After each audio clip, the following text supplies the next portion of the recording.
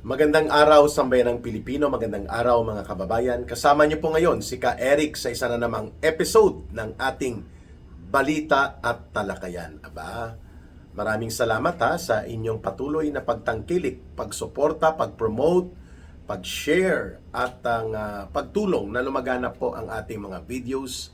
Utang na loob po ni Ka Eric at ng aking pamilya ang patuloy ninyong pagbibigay ng suporta sa ating Ka Eric Celis YouTube channel. By the way sa mga nagtatanong bakit hindi na ako nakapag-live sa Facebook, kasi simula kahapon na disable po ang aking live stream features sa aking Facebook. Hindi ko alam, baka na-report po ang aking page. Ang aking channel at pati po ang aking Facebook account. But nonetheless, it's okay. Importante po, mayroon pa rin tayong YouTube channel. At maraming salamat sa patuloy ninyong panonood at pakikinig. Puntahan po natin, mga kababayan, itong nangyari kahapon na malinaw na mga paglabag sa batas, abusadong mga ginawa at mga katarantaduhan dyan po sa House of Representatives. Lalo na sa House Committee on Injustice. Yan na po ang tawag ng taong bayan. At ang kanilang ginagawa, hindi na po impeachment proceedings upang iproseso ang patas at tama na impeachment complaint kung makatotohanan at may sapat na batayan para ito ay iusad o ipatransmit papunta sa Senado. Ang ginagawa ngayon po dyan sa House of Representatives ay mini kangaroo court trial. Ayan. Ibig sabihin po, lagpas na sa kanilang otoridad at wala na po sa kanilang kapangyarihan na pilitin ang Anti-Money Laundering Council na gumawa ng kriminal na mga hakbang. Bakit po? Sapagkat ang pagtestigo kahapon ng mga opisyal ng Anti-Money Laundering Council, lalo na sa pangunguna ng kanilang bagong talaga na Executive Director na si Ronel Buenaventura, ay pagpapakita po ito na nilabag ang tatlong mahalagang batas. Ito ay ayon sa mga eksperto sa legal na propesyon, kagaya po ng aming kapanayam kagabi or sa the other day, pagkatapos mismo ng showdown ng mga illegal na ginawa sa House of Representatives, nakapanayam po namin ni Dr. Lorraine Maribadoy si Attorney Harry Roque. And sa kanyang pahayag, binanggit po ni Attorney Harry Roque na ang ginawa ng AMLAC ay criminal actions. Mga paglabag po sa mga batas. Number 1, nilabag po ang constitutional provision on the protection of privacy of communication. Na dapat yan ay nasa Bill of Rights at karapatan po yan hindi lamang ni Vice President Sara Duterte, kundi mismo ng iba pang mga mamamayan na mayroon pong nakasaad na may pribilehiyo at karapatan tayo na pangalagaan ang privacy of our communications.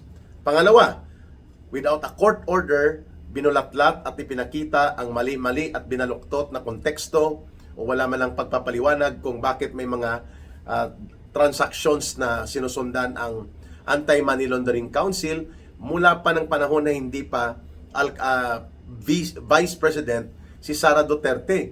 That means for 19 years, 3 taon pa lang siya naging Vice President, pero buong 19 years na record, binalikan po ng Anti-Money Laundering Council at binulatlat without explaining the proper context, violating the bank secrecy law. Dapat po may court order yon.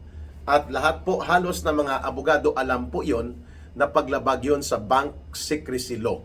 Sapagkat hindi ka pwede magsagawa ng pagbubulgar o paglalahad ng anumang investigasyon kung it involves financial transactions and bank transactions ng isang individual, dahil yan ay protektado po ng specific na batas na tinatawag na bank secrecy law.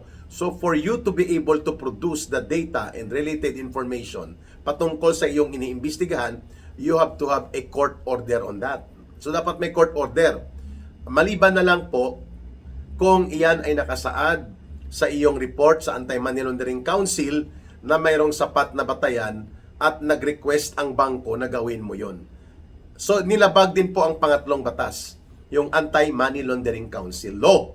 kung saan sinasabi doon, without a court order, there is a special instance or mayroon pong pagkakataon na pwedeng magsagawa ng special transaction review sa mga bank transactions involving a certain individual or a certain group kapag mayroon pong request mula sa bangko na may pagdududa sila na mayroong nagaganap na illegal o nakakaduda na mga transaksyon.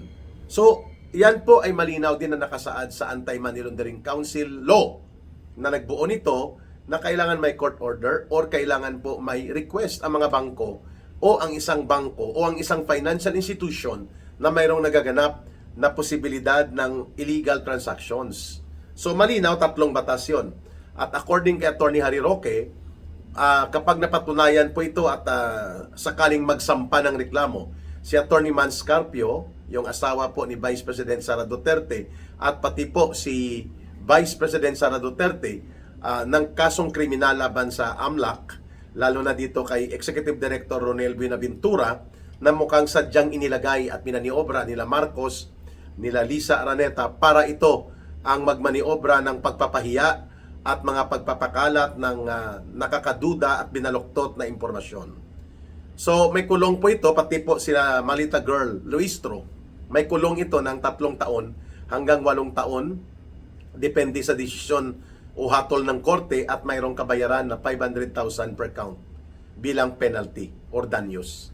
So 3 batas yun, at sabi ni Attorney Harry Roque sa aming panayam sa kanya sa programang Bigwas ng Agila, criminal actions po ang ginawa ng Anti-Money Laundering Council, and this is very dangerous kasi pwedeng ulitin nila ito in the disguise na may inimbestigahan lang sila, at dahil po mayroong subpoena, kunwari sa isang komitiba like dyan sa House of Representatives Committee on Injustice, ay lalabagin nila ang 3 mga probisyon ng mga batas, lalo na ang Bill of Rights sa saligang batas, pati po ang special provisions ng mga batas sa Bank Secrecy Law, at pati po sa Anti-Money Laundering Law. Ayun, mga kababayan. So, pangalawang punto natin, maliban po na naging weapon for demolition, attack, and political persecution and dirty black propaganda ang AMLAC at ang House Committee on Injustice. Kanila din pong ipinakita ang kanilang malisyoso at baldado, imbalido na uri ng argumento, sapagkat ang ipinakita doon ay mga GTV or gross transaction value. Ano pong ibig sabihin yan? Ang ibig sabihin po niyan, ang lahat ng mga transaction, deposit, withdrawal, ay tinotal nila. Tapos tiningnan ang naiiwan na cash sa deposito, at hindi po nangangahulugan na kung nagdeposito ka ng 1 million at nag-withdraw ka ng 800,000, ang pera mo ay 1,800,000. Dapat 200,000 lang. Yan po ang problema kung i-present mo ang gross transaction value. Ibig sabihin po, sinadya na lituhin at linlangin ang tao. Yan din ang ginawa ni Antonio Trillanes. Pinakita niya na may mga bank deposits, pero ang tanong sa kanya, saan mo nakuha ang bank deposit slips, ang bank deposit records? May court order ka ba niyan? At pangalawa, sino nagsabi na drug lord yan? Ikaw lang naman ang nagsasabi. Na sinabi mo na may 181 million pesos na idiniposito ang isang drug lord in several instances sa mga Duterte. Kay Pangulong Duterte, kay Sara Duterte, kay Pulong Duterte, kay Basti Duterte. Dati niya nang sinabi po yan. At paulit-ulit niyang kinukuha ito sa basurahan kahit na nabubulok na ang kwentong ito.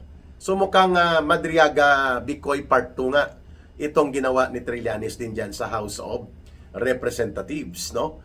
So, ang mga figures, ang mga numero, ay hindi po nagsasalita ng katotohanan kaagad.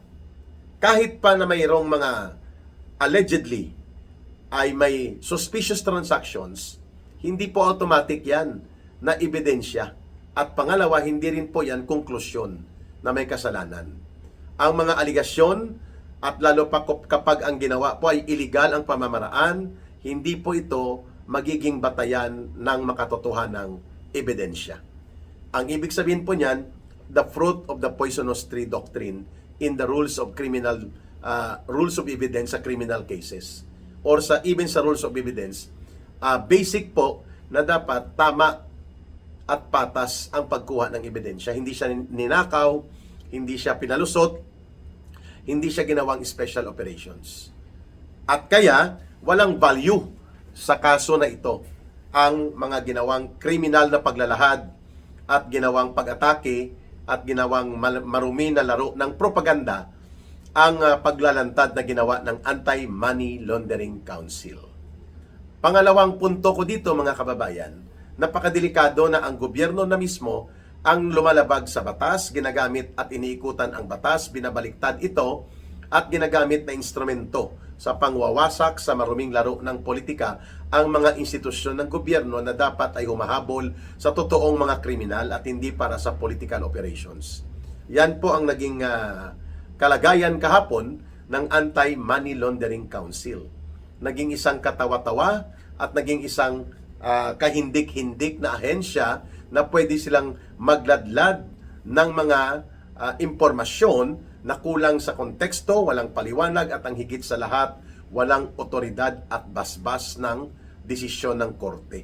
Kasi kailangan para makuha daw, according sa mga abogado, itong desisyon ng korte na pabuksan ang mga bank accounts and bank transactions ng isang individual o isang grupo ay ma-establish mo ang probable cause at ang pagsasampa ng ganyang petisyon upang i-grant ang access to the information on certain individuals or certain groups para po sa pagbibigay ng open public information of their financial and bank transactions, kailangan ipetisyon mo ang Court of Appeals. Hindi lang simply Regional Trial Court. Sa Court of Appeals po ito, at ang epekto nito, mga kababayan, ay kailangan magsumiti ka ng patotoo at paninindigan mo na nakabatay ito sa isang pinupursu o sinusundan na pagbubuo ng case build-up. Wala eh. Ito po ay hindi bahagi sa impeachment complaint. Hindi rin po ito nakasaad sa mga attachments o mga attestations ng mga nagsampa ng reklamo laban kay Vice President Sara Duterte. Indeed, it was a clear fishing expedition. Again, that is unconstitutional on the part of the House of Representatives. Hindi nila pwedeng gawin yan. Grave abuse of authority po ito. Kaya nakasampa po ang petisyon hinggil dyan sa Korte Suprema for certiorari na isinampa ng mga independent lawyers group and pati po ni Vice President Sara Duterte. Pero wala pang desisyon ang Korte Suprema. Pero most likely, it is projected na pwedeng ibasura muli ng Korte Suprema by declaring unconstitutional ang lantaran at totoo namang garapalan na pang-aabuso sa otoridad at kapangyarihan na mayroon po na nasasakupan lamang ang Committee on Injustice at ang House of Representatives. So abangan po natin yan, pero maliban sa kriminal na ginawa nila ng paglalantad at maniobra sa dirty propaganda operations, nag-weaponize pa sila ng institusyon sa utos ni Marcos, inikutan ng mga batas, yung Saligang Batas, yung Bank Secrecy Law, at pati yung Anti-Money Laundering Council Law na nagbuo sa AMLAC, at pati na rin po ang mga proseso sa Rules of Evidence, binaluktot na rin nila. Para lamang masunod ang kapritsyo na mapapahiya, matatapunan ng putik at mawawasak ang pagkatao, ang integridad ng isang Sara Duterte. Ayon, pero ang tanong, may epekto ba? Makakabawas ba ito sa pagtitiwala at pagsuporta ng mayoriya ng mga mamamayang Pilipino sa kanilang paniniwala na matino at maayos ang pagkatao at kakayanang mamuno ng isang Vice President Sara Duterte? I don't think so na may epekto yon, mga kababayan. Ang naniniwala doon na tuwang-tuwa at nagbubunyi sa ginawa po ng Anti-Money Laundering Council ng mga kriminal na pagbubulgar ng walang dahilan, ng tama at batayan sa utos ng korte at inikutan ang mga batas, kasabwat ang Committee on Injustice ng House of Representatives at pati po ang drama tumbling and drama gimmick ni Trillanes. All of this amount to nothing kung ang pag-uusapan po ay ang patuloy na pagyakap at pagsuporta ng mayoriya ng mga mamamayang Pilipino sa Vice President. Naniniwala pa rin po ang mamamayang Pilipino na laro ng apoy ng maruming politika, ng mapangwasak na uri ng pagtutulak at pagpupondo sa isang impeachment operations na ang layunin po ay wawasakin ang pagkatao ng Vice President. So walang epekto. Third point po natin. Delikado ito sapagkat this will create precedents. Ibig sabihin po, pwedeng gamitin ito sa sinumang mga impeachable official sa susunod na presidente, lalo na kapag nagamit po ang Kongreso at ang AMLAC sa ganitong uri ng katarantaduhan sa mga Korte Suprema na mga hukom na kagaya ng kanilang attack ngayon laban sa very vocal and very strong advocate of social justice at para po sa pagsunod at pagtanggol o pagtatanggol sa konstitusyon kagaya po ni Justice Marvic Leonen. Pwede pong gamitin ng ganito kagaya ng ginawa nilang pandaraya nila Hontiveros at ng grupo nila De Lima noon panahon na inaatake nila si dating Chief Justice Renato Corona. The same attack, ginamit ang Kongreso, inikutan ang batas, binutas ang batas para lamang masunod ang kapritsyo noon ni Noynoy Aquino na mapapatanggal niya si Chief Justice Renato Corona dahil po nagalit ang pamilya nila Aquino at mga kuhangko sa pagdesisyon ni Justice Corona na dapat mapunta at maibalik ang malaking bahagi po ng Hacienda Luisita sa pagmamay-ari at benepisyo ng mga manggagawa at mga manggagawang bukid at mga sakada o mga bahagi po ng mga manggagawa sa Hacienda Luisita. Mga almost 5,000 hectares yun.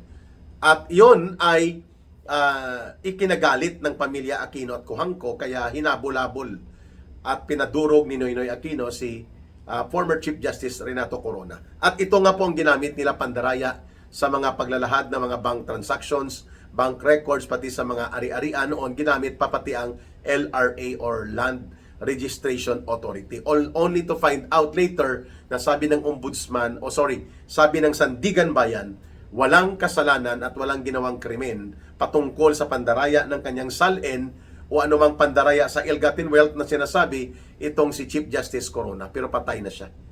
The damage has been done to him, to his family, to his children, at sa buong mga ilan pang mga bahagi ng kanyang pamilya sapagkat lumabas na kahit may katotohanan ng lumantad, late na, ay patuloy pa rin po ang pagkawasak at epekto ng pagkawasak sa kanyang kasiraan sa pangalan niya.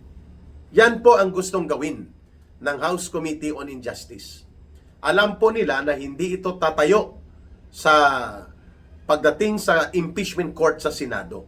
At alam din nila na hindi nila kayang papatanggal si Vice President Sara Duterte dyan sa House of Representatives because the authority for trial and decision on the impeachment complaint must be at the Senate convened or convening o bilang binubuo na impeachment court.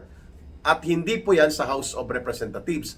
At ang trial at ang presentation ng mga ebidensya, testigo at mga dokumento and other related evidence para ito ay tingnan kung tama, makatotohanan at may value sa impeachment complaint against the Vice President, that can only be done in a full-scale impeachment trial that should have been done dapat sa Senado. Ngayon, inaagaw at inaako ng tarantadong House Committee on Injustice ang ganitong uri ng kalapastanganan. Kaya nga, grave abuse of authority. Dahil pagdating sa Senado, hindi po makakalusot yung kwentong kotsero at kwentong pangbarbero lamang ni Madriaga na isang scripted at lantarang ginawa na mga pagsisinungaling. Kahit itong AMLAC, madudurog ito pagdating sa Senado. Kasi nasaan ang court order that authorizes you to do that? Kung walang court order, nasaan ang bank requests that you are being requested to assist the bank for a certain or series of alleged questionable and anomalous transactions that will warrant the participation of AMLAC. Wala silang may pakita. Therefore, nilabag nila hindi lamang ang Bill of Rights sa konstitusyon, hindi lamang nila nilabag ang tungkol sa usapin po ng pagkakaroon ng dapat court order bago ka gumawa ng ganitong kalapastanganan sa pribadong mga pinag-uusapan na financial and bank transactions ng isang tao at pati po ang Anti-Money Laundering Act.